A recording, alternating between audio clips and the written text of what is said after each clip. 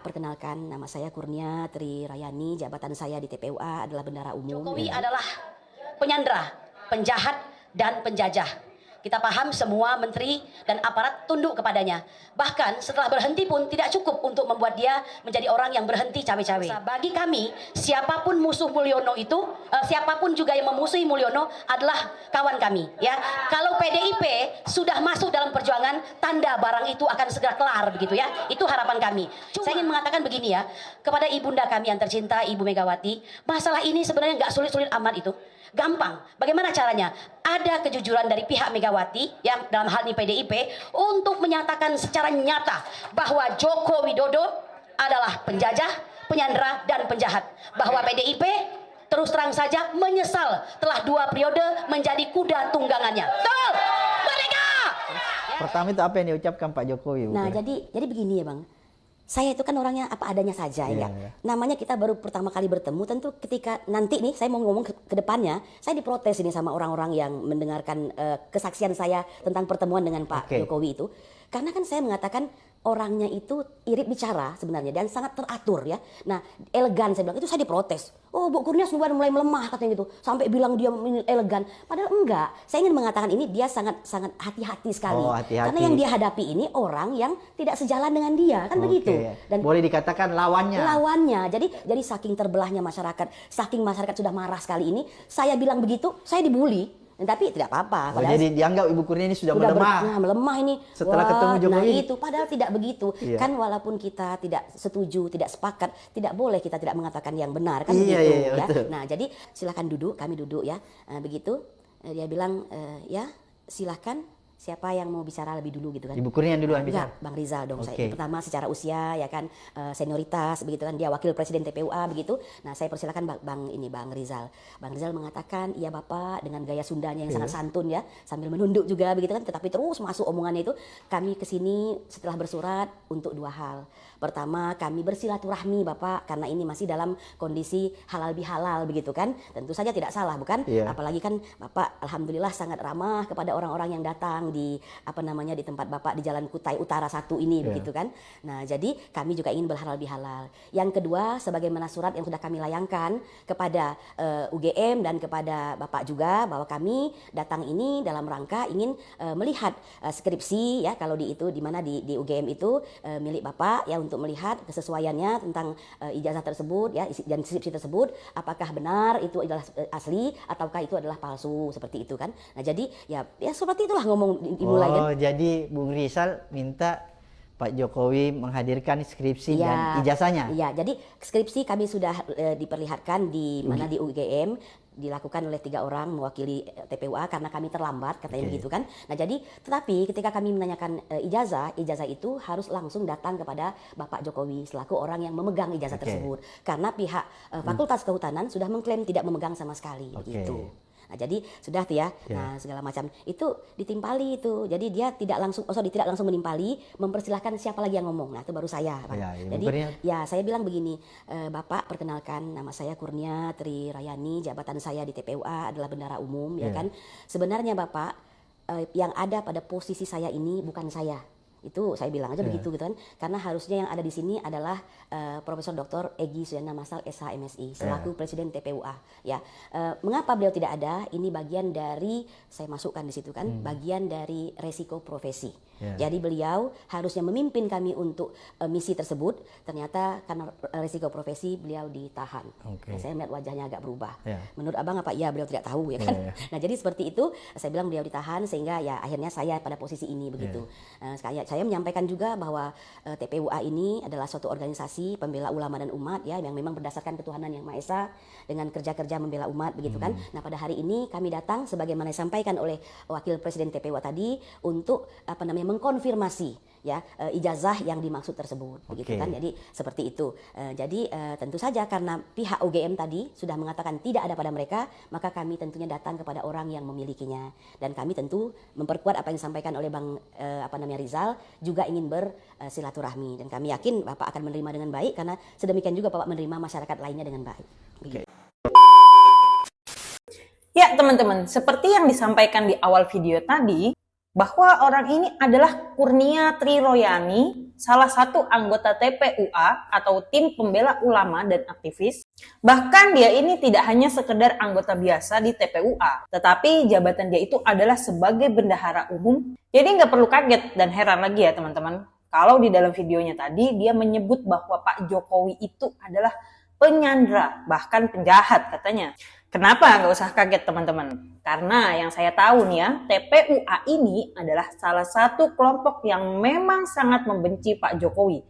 Bukan hanya sekarang ini, tapi sudah dari dulu mereka ini sangat anti Pak Jokowi.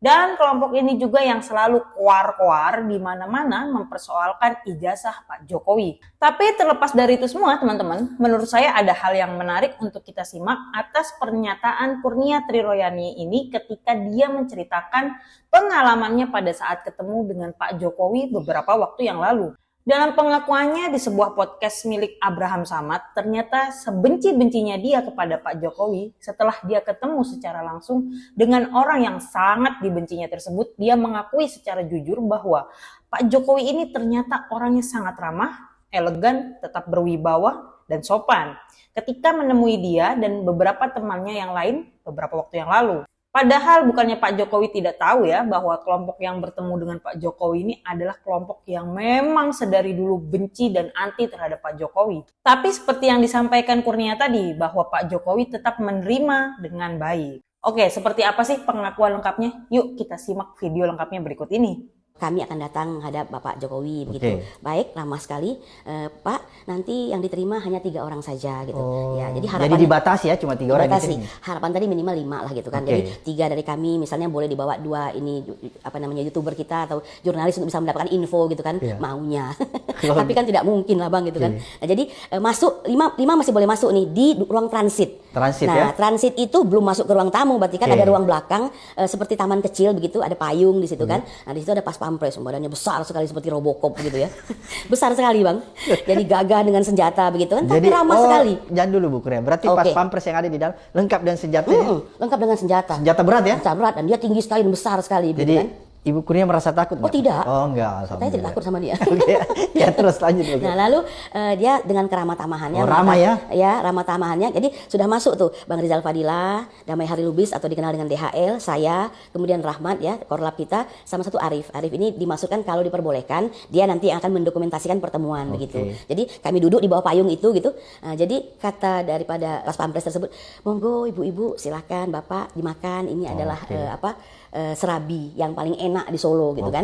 Ditambah lagi ditingkahi datang lagi teh yang sangat nampaknya enak begitu ya, karena ini Solo. Ya nampaknya ada embun-embunnya begitu kan, hari siang sangat panas terik begitu kan. Nah jadi tapi kami dengan kesopanan kami katakan bahwa kami sedang berpuasa begitu. Puasa pada saat itu ya? Kita puasa. Nanti kalau kita mau batal setelah itu kan tidak masalah, nanti kita berpuasa begitu.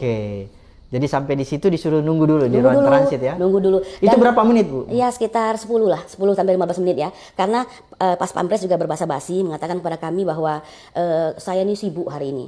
Karena saya harus menghalau para projo. Projo itu kan pro Jokowi kan yang sangat membela gitu. Jadi saya bilang ya kamu ini dulu lah biar kondusif, karena uang Bapak aja mau nerima mereka, kok kamu nggak mau nerima begitu. Jadi, pokoknya sangat sangat bagus lah gitu kan.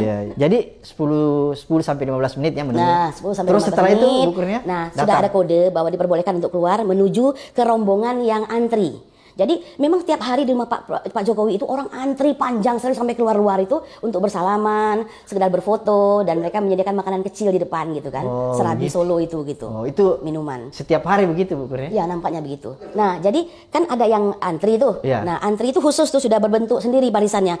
Kami masuk, Pak Jokowi melihat kehadiran kami. Jadi dia kode gitu. Jadi silakan masuk ke dalam gitu. Jadi kami masuk ke dalam ruangan, sebegitu langsung automatically ruangan ditutup, pintu ditutup ya. Jadi yang parkir di luar yang untuk salam-salaman ya silakan antri dulu gitu. Nah, kami masuk. Ruangan itu adalah ruangan yang paling kita sering lihat di mana Pak Prabowo pada bulan Oktober 2024 bertemu Pak Jokowi. Ruangan itu ya? Jadi ada meja panjang dengan kursi berwarna hitam itu. Atau itu juga ruangan, kalau menurut saya ya, di mana Pak Jokowi menerima para oligarki. Nah itu ruangan itu, menurut saya itu. Aguan pernah datang nggak di situ? Nampaknya seperti itu ya, dengan rombongannya gitu. Pak Jokowi sendiri tidak ditemani siapapun, dia di depan kami, sementara kami bertiga di meja seberangnya begitu. Ada seorang pengambil gambar, ya. Jangan dulu Bu Kurnia. Berarti waktu Ibu Kurnia masuk di ruangan itu, kamera semua nggak boleh masuk. Tidak boleh. Jadi kami sudah bertiga aja nih. HP-nya Ibu Kurnia disimpan juga? HP Damai, HP Bang Rizal, HP saya semua dimasukkan di tas saya. Yang tas saya dibawa oleh rekan saya di luar. Oh, jadi memang tidak ada yang masuk. nggak bisa masuk Tidak ya? boleh masuk apapun. Kamera pun dilarang masuk Tidak ya? boleh. Nah, lalu di situ sudah ada yang memvideokan sendiri, sudah ada tertib itu ya. Satu Oh, jadi orang. tukang videonya Pak Jokowi sudah siap? Sudah siap. Oke. Dan lalu di setiap, kebetulan ada dinding-dinding ya. Di dinding-dinding itu, setiap dinding itu ada pas pampres di situ dengan senjata lengkap. Berdiri tapi tidak nampak. Jadi dia hanya ngintip sekali gitu kan. Nah, tapi saya baru sadar, oh ternyata ada Robocop di situ. Tertekan nggak Ibu Kurnia Enggak. secara psikologis Tidak. dengan adanya pas pampres buat senjata? Tidak, saya Oh, tidak enggak. tertekan. Ya Oke. cuma saya heran saja apa perlu itu gitu kan. Iya. Nah gitu. Jadi Pak Jokowi di depan kami bertiga. Oke. Ya kan. Susun nih Bang Rizal. Nah, Bang DHL nggak tahu kenapa nih taruh saya di tengah-tengah. Katanya untuk balance gitu kan. Nah, Iya. Bang DHL di samping saya begitu. Terus pertama itu apa yang diucapkan Pak Jokowi? Bu Nah, Kurnia? jadi begini ya, Bang. Saya itu kan orangnya apa adanya saja Iya, ya. iya. Namanya kita baru pertama kali bertemu, tentu ketika nanti nih saya mau ngomong ke depannya, saya diprotes ini sama orang-orang yang mendengarkan kesaksian saya tentang pertemuan dengan Pak Oke. Jokowi itu. Karena kan saya mengatakan orangnya itu irit bicara sebenarnya dan sangat teratur ya. Nah, elegan saya bilang itu saya diprotes. Oh, Bu Kurnia sudah mulai melemah katanya gitu. Sampai bilang dia elegan. Padahal enggak. Saya ingin mengatakan ini dia sangat hati-hati sekali. Oh, hati-hati. Karena yang dia hadapi ini orang yang tidak sejalan dengan dia, kan Oke. begitu. Dan boleh dikatakan lawannya. jadi saking terbelahnya masyarakat, saking masyarakat sudah marah sekali ini, saya bilang begitu, saya dibully. Tapi tidak apa-apa. Oh, jadi dianggap Ibu Kurnia ini sudah melemah. melemah ini. Setelah ketemu Jokowi. Nah itu padahal tidak begitu. Iya. Kan walaupun kita tidak setuju, tidak sepakat, tidak boleh kita tidak mengatakan yang benar kan Iya, begitu iya, ya. betul. Nah, jadi silakan duduk, kami duduk ya. Begitu dia bilang ya, silakan siapa yang mau bicara lebih dulu gitu kan. Ibu Kurnia yang duluan Enggak, bicara? Bang Rizal dong. Oke. Saya pertama secara usia ya kan, senioritas begitu kan, dia wakil presiden TPUA begitu. Nah, saya persilakan Bang Rizal. Bang Rizal mengatakan, "Iya Bapak," dengan gaya Sundanya yang sangat santun ya, sambil menunduk juga begitu kan, tetapi terus masuk omongannya itu. Kami ke sini setelah bersurat untuk dua hal. Pertama, kami bersilaturahmi Bapak karena ini masih dalam kondisi halal bihalal begitu kan. Tentu saja tidak salah bukan? Iya. Apalagi kan Bapak alhamdulillah sangat ramah kepada orang-orang yang datang di di tempat Bapak di Jalan Kutai Utara 1 ini begitu kan. Nah, jadi kami juga ingin berhalal bihalal. Yang kedua, sebagaimana surat yang sudah kami layangkan kepada UGM dan kepada Bapak juga bahwa kami datang ini dalam rangka ingin melihat skripsi ya, kalau di mana di UGM itu milik Bapak ya, untuk melihat kesesuaiannya tentang ijazah tersebut ya dan skripsi tersebut, apakah benar itu adalah asli ataukah itu adalah palsu seperti itu kan. Nah, jadi ya seperti itulah ngomong dimulai kan. Oh, jadi Bung Rizal minta Pak Jokowi menghadirkan skripsi dan ijazahnya? Iya, jadi skripsi kami sudah diperlihatkan di mana di UGM, dilakukan oleh 3 orang mewakili TPUA karena kami terlambat katanya begitu kan. Nah, jadi tetapi ketika kami menanyakan ijazah itu harus langsung datang kepada Bapak Jokowi selaku orang yang memegang ijazah tersebut. Karena pihak Fakultas Kehutanan sudah mengklaim tidak memegang sama sekali gitu. Nah, jadi sudah tuh ya. Nah, segala macam itu ditimpali itu. Jadi dia tidak langsung menimpali, mempersilahkan siapa lagi yang ngomong. Nah, itu baru saya, Pak. Jadi ya saya bilang begini, Bapak perkenalkan, nama saya Kurnia Tri Rayani, jabatan saya di TPUA adalah bendahara umum ya kan. Sebenarnya Bapak yang ada pada posisi saya ini bukan saya. Itu saya bilang aja begitu gitu kan. Karena harusnya yang ada di sini adalah Profesor Dr. Egy Suyana Masal SH MSI selaku Presiden TPUA ya. Mengapa beliau tidak ada? Ini bagian dari, saya masukkan di situ kan, bagian dari resiko profesi. Jadi beliau harusnya memimpin kami untuk misi tersebut, ternyata karena resiko profesi beliau ditahan. Nah, saya melihat wajahnya agak berubah. Menurut Abang apa? Ya, beliau tidak tahu ya kan. Nah, jadi seperti itu saya bilang beliau ditahan sehingga ya akhirnya saya pada posisi ini begitu. Saya menyampaikan juga bahwa TPUA ini adalah suatu organisasi pembela ulama dan umat ya, yang memang berdasarkan ketuhanan yang Maha Esa dengan kerja-kerja membela umat begitu kan. Nah, pada hari ini kami datang sebagaimana disampaikan oleh Wakil Presiden TPUA tadi untuk mengkonfirmasi ya ijazah yang dimaksud tersebut begitu kan. Jadi seperti itu. Jadi tentu saja karena pihak UGM tadi sudah mengatakan tidak ada pada mereka, maka kami tentunya datang kepada orang yang memilikinya, dan kami tentu memperkuat apa yang disampaikan oleh Bang Rizal, juga ingin bersilaturahmi, dan kami yakin Bapak akan menerima dengan baik karena sedemikian juga Bapak menerima masyarakat lainnya dengan baik. Begitu. Jadi waktu Ibu sudah sampaikan gitu, pembicaraan sudah mengarah bahwa minta klarifikasi soal ijazah. Apa jawaban Pak Jokowi itu? Iya, jadi dia kelihatan tegang ya. Jadi saya paham ada usaha untuk berusaha ramah yang dipaksakan begitu. Karena maksudnya begini Bang. Jangan dulu. Jadi ramah yang dipaksakan itu gimana? Jadi begini ya. Kita ini bukan tamu yang dikehendaki sebenarnya kan. Oke. Jelas-jelas orang yang mempertanyakan keabsahan ijazah beliau begitu kan. Dan itu pasti mengganggu begitu kan. Mengganggu secara Ya, psikologis betul. Tapi dia tahu bahwa beliau adalah mantan pejabat publik gitu kan. Bahkan yang nomor 1 ya kan. Nah yang dia harus, karena ini sudah menjadi isu nasional, kalau tidak mau disebut sebagai skandal nasional begitu kan, dilihat oleh semua mata. Ya, ini pemberitaan luar biasa. Memang saya tidak melihat ada TV nasional di situ yang secara terang-terangan ya, yang mewawancarai kami, tapi itu pasti diamati begitu. Nah, jadi suka atau tidak suka kan dia harus menampilkan diri dia sebagai seorang tuan rumah yang baik lah begitu. Meskipun mungkin dongkol barangkali begitu kan. Nah, jadi dia bilang, "Sudah." Dia tanya ke DHL. Saya bilang, "Bang DHL mau ngomong." Nah, Bang DHL tidak ngambil bagian. Jadi bagi DHL, Rizal Fadila dan Kurnia cukup. Jadi maksud dia ini sudah cukup cerewet lah 2 orang ini gitu kan. Jadi nggak usah tambahin lagi, toh sama saja begitu kan. Yang penting masuk dan tujuan sampai begitu. DHL tidak menggunakan, baru beliau menjawab. Jadi bagi saya katanya ini sudah masuk ke dalam ruang publik ya, dan fitnah di mana-mana begitu kan. Yang saya tetap berpegangan, yang mendalilkan dia yang harus membuktikan gitu. Nah jadi sudah diajar ya sama lawyer.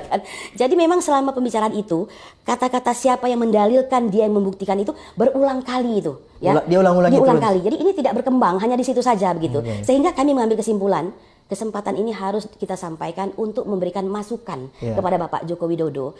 Karena saya melihat bukan barangkali ya, saya merasa kuasa hukumnya tidak memberikan petuah-petuah, nasihat-nasihat hukum yang pas menurut saya begitu kan. Karena sebenarnya kuasa hukum yang baik itu tidak semata-mata menyenangkan klien, tapi harus menyampaikan kekuatan-kekuatan apa yang dimiliki, kelemahan-kelemahan apa yang akan terjadi, supaya jika terjadi permasalahan hukum, pembelaannya itu bisa tuntas dan pas begitu ya kan.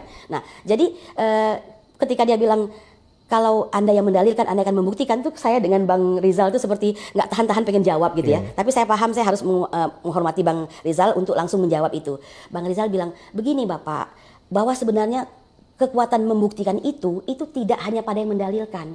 Yang menolak pun itu harus bisa membuktikan ya. Jadi di dalam sebuah persidangan itu antara yang menggugat dan yang digugat itu mempunyai hak equal untuk membuktikan.